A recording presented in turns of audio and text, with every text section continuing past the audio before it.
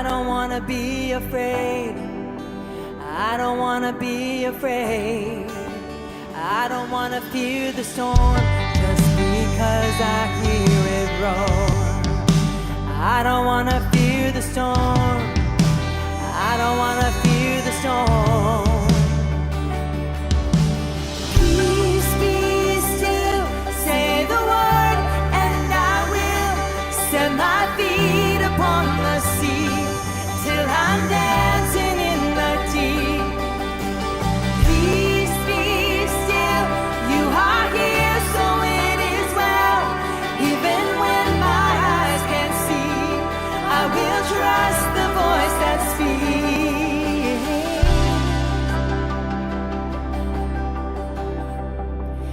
I'm not gonna be afraid, 'cause these waves are only waves. I'm not gonna be afraid. I'm not gonna be afraid. I'm not gonna fear the storm. You are greater than its roar. I'm not gonna fear the storm. No, I'm not gonna fear it all. Peace be still, say the word, and I will set my feet upon the sea till I'm dancing in the deep. Peace be still, you are here, so it is well. Even when my eyes can't see, I will trust the voice that speaks. Peace, peace over me.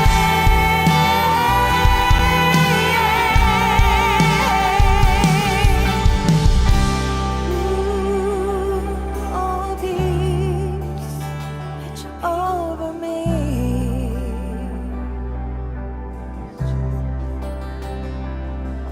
Let faith rise up, oh heart, believe.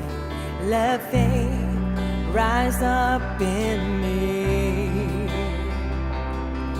Let faith rise up, oh heart, believe. Let faith rise up in me. Let faith rise up, oh heart, believe. Let faith rise up in me. Let faith rise up, oh heart, believe. Let faith rise up in me. Peace be still, say the word, and I will set my feet upon the sea till I'm dancing in the deep. Peace be still, you are here, so it is well. Even when my eyes can't see, I will trust the voice that speaks. Peace, peace over me.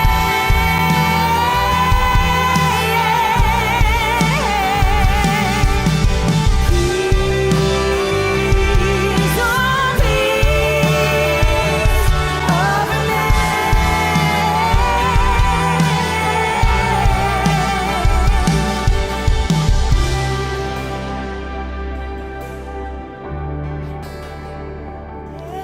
Jesus,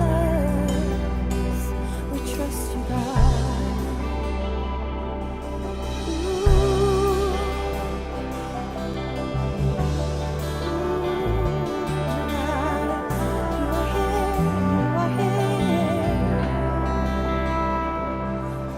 Let faith rise up, oh heart, believe. Let faith rise up in me. Let faith rise up, oh heart, believe. Let faith rise up in me. Let faith rise up, oh heart, believe. Let faith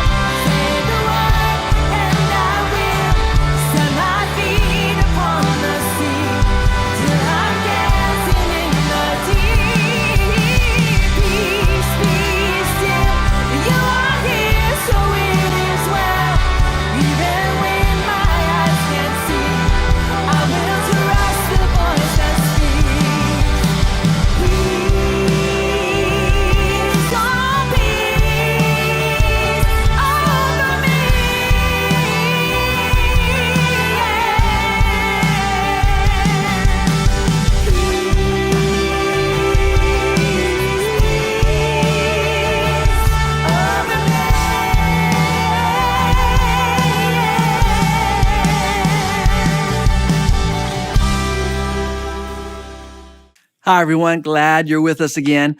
My name is Chris Soto, one of the pastors here at New Hope, and we're going to go over the book of John. We have moved all the way from chapter 1.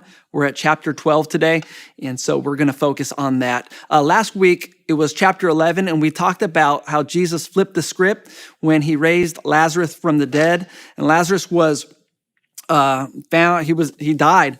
And everybody was upset. They sent message to Jesus. Jesus showed up a little late, and what was a place of mourning, Jesus brought a place of resurrection, and kind of flipped the script. And it was a great day, and it was one of the highlights, or I should say, it was one of the miracles of Jesus that kind of became one of the big stories that spread throughout the land. And so we're at chapter 12 right now, and it's a great scene to the resurrection, because it's pretty much everybody's back to normal life. It's interesting, just in life in general, we can have something major take place, whether it is something that impacts us negative or something that impacts us in a positive way. But there's always scene two where things finally settle down, they get back to normal. And so this is it. Chapter 12, verse 1, and I want to read this to you. It says, 6 days before the Passover, Jesus came to Bethany, where Lazarus had lived, where Jesus had raised him from the dead. Here at dinner the dinner that was given was in the honor of Jesus. Martha served, while Lazarus was among the reclining at the table with Jesus. Then Mary took about a pint of pure, expensive perfume. She poured it on Jesus' feet and wiped it with her hair, and the house was filled with a fragrance of a sweet perfume. But one of his disciples, Judas Iscariot, who was later to betray him, objected. Why wasn't this perfume sold and the money given to the poor? It was worth a whole year's wages. He did not say this because he cared about the poor, but because he was a thief, a keeper of the money bag. Matter of fact, he would use it at times for his own, himself. And then Jesus says this, verse 7, "Leave her alone," Jesus replied. "It was intended that she would save this perfume for the day of my burial. You will always have the poor with you, but you will not always have me." There's some interesting characters at work. There's Lazarus, who was reclining at the table with Jesus, just back to normal life, enjoying being with one of his good friends, Jesus. There was Martha, who was making the dinner, and that's kind of was her love language, was making something for Jesus, and it was her form of worship and her form of doing something excellent for Jesus. Then there was Mary, who was always extravagant and always wanted to have conversation with Jesus, always going out of her way to go deep, and she went deep this time. She took her full year's wages of perfume, which it said it was pure, it was genuine, and had poured it over the feet of Jesus and then wiped it with her hair. And so it was an extravagant form of worship in that moment and in that time. And I love it because it said that it filled the room. So there were some things that were taking place with a sense of amazement, just because if you're in an environment of worship that's genuine and loving, it does something to the atmosphere. So I'm sure all the pockets of conversation, they quieted down. All the focus was on Jesus at that moment and Mary, and it was just filling the place, not just with the senses of smelling, but the sense of worship just filling the room. And you know what I'm talking about. If you've ever been in a place of worship that's extravagant, it changes the atmosphere. There's something that takes place to where you want to engage and be a part of it. So it was a God moment. It was a place of worship. The house was filled not only with the perfume, but obviously Jesus there, the presence of God. And there are a few things. So you got Martha, you have Mary, you have Lazarus, you have Jesus, and then we have Judas Iscariot. And I want to focus on Judas Iscariot. And I think when we look at these three things about him, we're going to learn a few things. And so let's look at them. The first thing is that we see Jesus' trust in Judas. And if you go to verse 7 and 8, you see this. It says Jesus kind of is just loving Judas in the midst of his bad motive, his heart kind of being the wrong way. And he just goes, hey, Judas, leave her alone. Probably in a very calming voice. There's no exclamation mark after it says Jesus replied. There's just a period. So I can imagine, Jesus lovingly looking at saying, hey, Judas, hey, leave her alone. And he goes, it was intended that she should save the perfume for the day of my burial. And so I see it in a very loving manner. He's kind of lovingly correcting him. And if you've ever seen that before, you can really sense when there's somebody that truly cares about someone and trusts somebody, they gently rebuke or gently correct someone in that moment. So you see that. And you can also see how Jesus trusts Judas and had him head of the treasury. He was dealing with all the money. That's where his gift was money. And he put him in charge of that. And knowing everything that was going to take place, he still wanted Judas to have a sense of security from Jesus. He wanted to know that, hey, I trust you and I care about you. And so there's this trust that was placed in Judas from Jesus.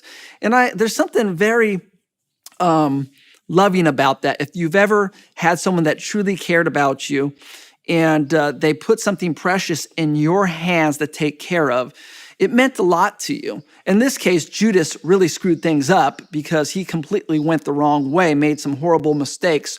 But you see the care and the concern and the love of Jesus to give dignity to someone, to say, hey, you're worth giving something precious for you to take care of. So we see that. The other thing is this. We see one of the laws of temptation at work with Judas. I mean, when you hear the words come out of Judas's mouth, or you read the words coming out of Judas's mouth, you kind of realize that this is an area of temptation. He gets furious, he gets angry, and he rebukes Mary for this extravagant worship and says, hey, why did you do that? That was a year's worth of labor, of your job that you just poured over Jesus' feet. And we could have gave that to the poor. And it says that his motives were all wrong. He didn't really care about the poor at that time. He really cared about his pockets. And so we see this temptation, and it's interesting. A lot of times temptation that we deal with comes from an area that we're gifted in. If you're gifted in a certain area and you excel, sometimes you get a lot of accolades for that. Sometimes you get paid very well for what you do. Just think about when you're very gifted, that could be a potential for pride to set in and for you to have some thinking that's off or some motives that can be off. And so we see this with Judas. He knew how to deal with money. But we also see that it was his greatest temptation in two different ways. He was using it for his own, and then also he would get upset at other people when he thought they did something wrong with money. So he was very judgmental in this area, and he was not really ethical with the money that he was taking care of. So we see this very, very interesting place where Judas is, and that's in verse 6 that we read that. And then the other thing is this: we see how man's view can be warped. We see Judas in that place where he gets genuinely upset at someone, that their motives were pure, their worship was extravagant.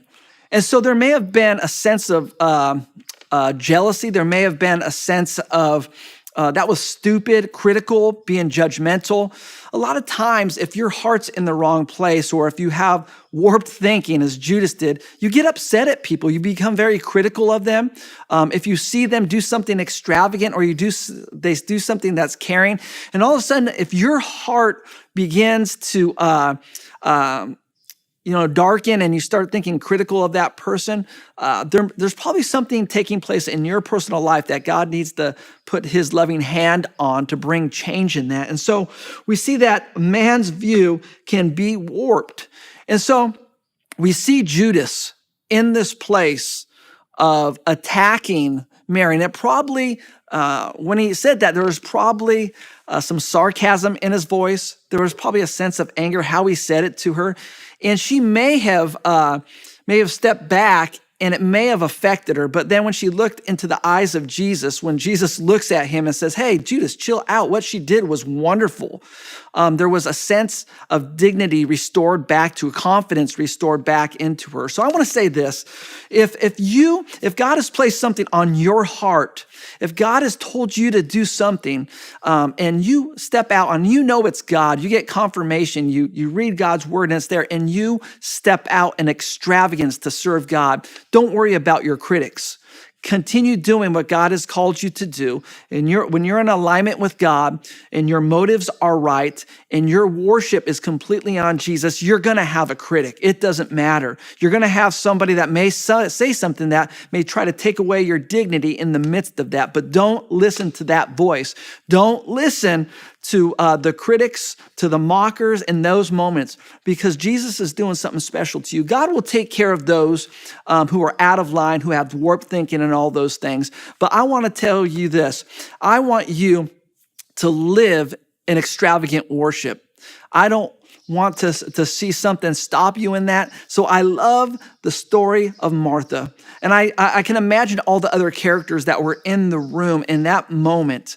And I tell you what, the stench of criticism was definitely overwhelmed by the perfume that filled the room of that extravagant worship. So there's all kinds of things taking place in here. And I think we always have to check our hearts.